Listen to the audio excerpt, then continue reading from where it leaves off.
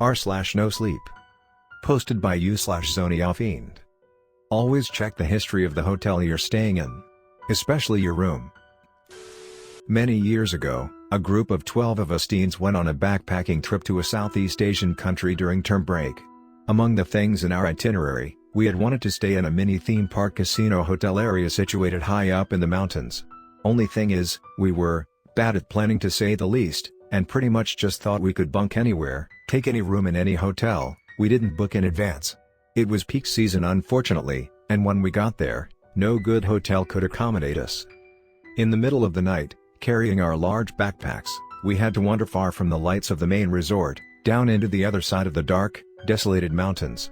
See, other than the resort located at the very top of the mountain, there were very few people living there, nor were there many establishments around the other areas of the mountain. It was dead quiet. The journey to find a place to spend the night at 11 p.m. was unnerving to say the least. The mountainous areas away from the main resort were completely devoid of life, and tall trees surrounded us from all sides along the main path. Beyond these trees was an unmanaged dark forest, and pretty much no one ever went up into the forest. For obvious reasons, low human traffic in places other than the resort, the street lamps around this area were poorly implemented as well, and the entire area was pretty dark, mainly illuminated by the dim pale glow of the moon. We walked quite a distance in these conditions until we saw a large empty car park, with a rather dilapidated hotel in the middle. There were what seemed to be a smatter of large black char marks at the side of the hotel, creeping up all the way from the 3rd to 9th floor, indicating that there had once been a relatively huge fire there in the past. On all sides of the car park you could only see tall intimidating trees looming ominously, obscuring the light from the moon. The only light from that area came from the run-down hotel building, without any street lamps to illuminate the car park. Clearly, this area in general had been neglected for quite some time.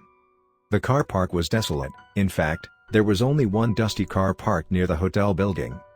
To be honest, some of us in the group were very apprehensive about staying here, but between walking aimlessly in the eerie silent woods, staying out in the cold of the night mountain air, and staying in at the very least hotel-type establishment, the choice was clear.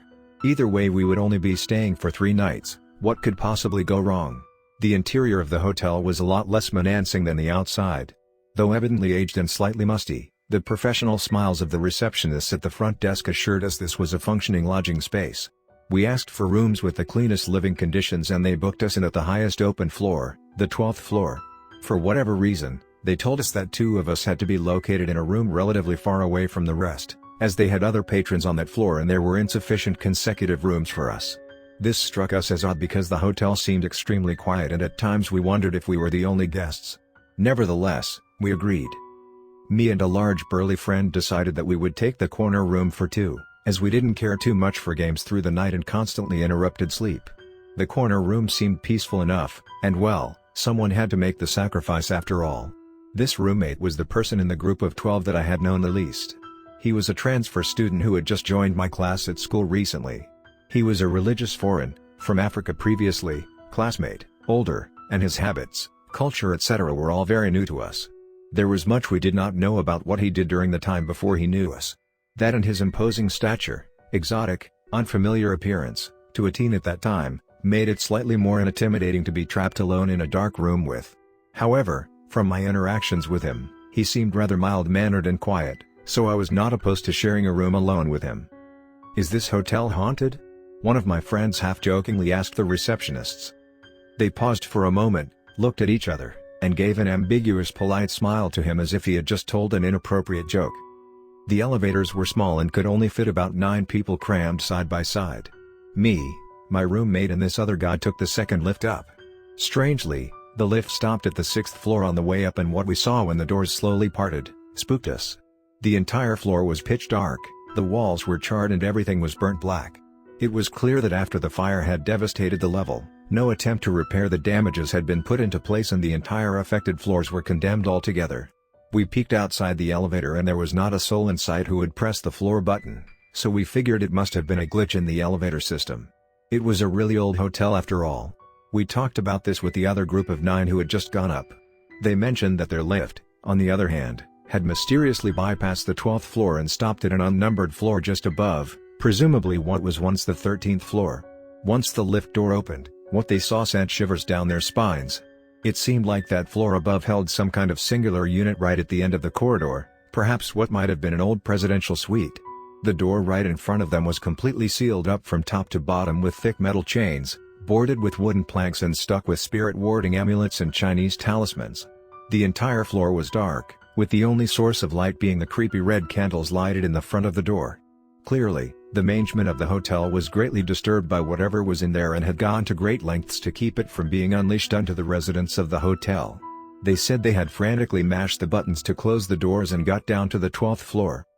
To be honest, contrary to all we had seen thus far, the 12th floor was not too shabby. The hallways were decently lit and cleaned, though there was a musty old carpet smell that filled the air. All in all, it seemed livable, unlike the nightmarish scene we had encountered on the 6th floor. Me and my roommate made our way to our unit, ironically numbered 1212 at the end of the hallway, next to the stairwell. Upon entering, a gust of unusually cold air engulfed us. The room was clearly worn out, with dark stains on the wall, heavy scratches on wooden furniture and creaky beds. The toilet, well, it was much worse. The mirror was slightly cracked at some areas, faucet had heavy indented scratches, and we could have sworn we saw traces of long hair and what seemed to be residual dried blood stains at the dry corners of the tub. There was a dreadful heavy feeling in the room, but neither of us knew why we felt like that. We had an early rest that night, and although the toilet lights switched off mysteriously and the toilet flushed on its own in the middle of the night, we chalked it up to a faulty switch and continued sleeping. Nothing much happened that night. On the second night I had problems sleeping, having drunk too much energy drinks at the theme park that day, and stayed all the way up till 3 a.m. in the morning. Lying in my bed, playing with my handphone.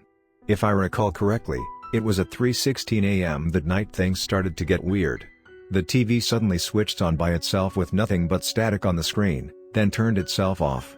The toilet door slammed incessantly and the faucet sounded like someone was repeatedly turning it on and off 3 times in a row, every few seconds. Somewhere from behind the walls beside my bed, you could hear the muffled whispers of a lady continuously uttering, "Where is it? Help me find it," but that could have been guests from the room beside. Despite all this, my roommate somehow managed to stay fast asleep, leaving me to face the horrors. Suddenly, everything stopped and the room was eerily silent again. I turned to look at my roommate, silently hoping for him to have been awoken by the ruckus so I had some company. No reaction. He was facing the ceiling, blissfully unaware of what was happening. 10 seconds of foreboding silence passed. Suddenly he turned towards me, eyes still closed, and said in a deep, unnatural, raspy voice, "I'll kill you." I stared at him in shock, half expecting him to jolt up. Nothing. It seemed like he was still fast asleep. Was he sleep-talking? I did not sleep that night. The next day, I complained to the receptionist that the next-door female neighbor was causing quite a ruckus at night and disturbing our sleep. The receptionist shot me a puzzled look and told me the neighboring unit had been vacant for the past month. The last night was the worst. I did not have much problem sleeping that night as I was absolutely exhausted, and dozed off at about 10 p.m. At around 3 a.m. again, I suddenly woke up to the screech of furniture moving in the unit above and violent frantic footsteps. I rubbed my eyes sleepily and wondered what all the ruckus was about. It was then that I saw 7 black figures in the room. 6 of them were standing around my roommate's bed, staring at him, 2 on each side of the bed. One stood at the entrance of the toilet facing the bathtub. This figure seemed to have its neck craned downwards looking for something on the ground. At that point of time I thought that my roommate must have invited our other friends in or something while I slept, so in my groggy state I did not pay much heed to the black figures. After all their attention seemed to be focused on my roommate. Tick. Tock. Tick. Tock. Everything was eerily still. All of a sudden, he started moving strangely. The bedsheets rustled wildly, and I realized he was actually slithering off the bed upside down, arms pulling his sleeping body along, one at a time. Upon reaching the floor, he plopped down, motionless, facing the ceiling. Freaking out, I flinched. Immediately, all the black figures rapidly swiveled around in sync. The figures had their attention on me now.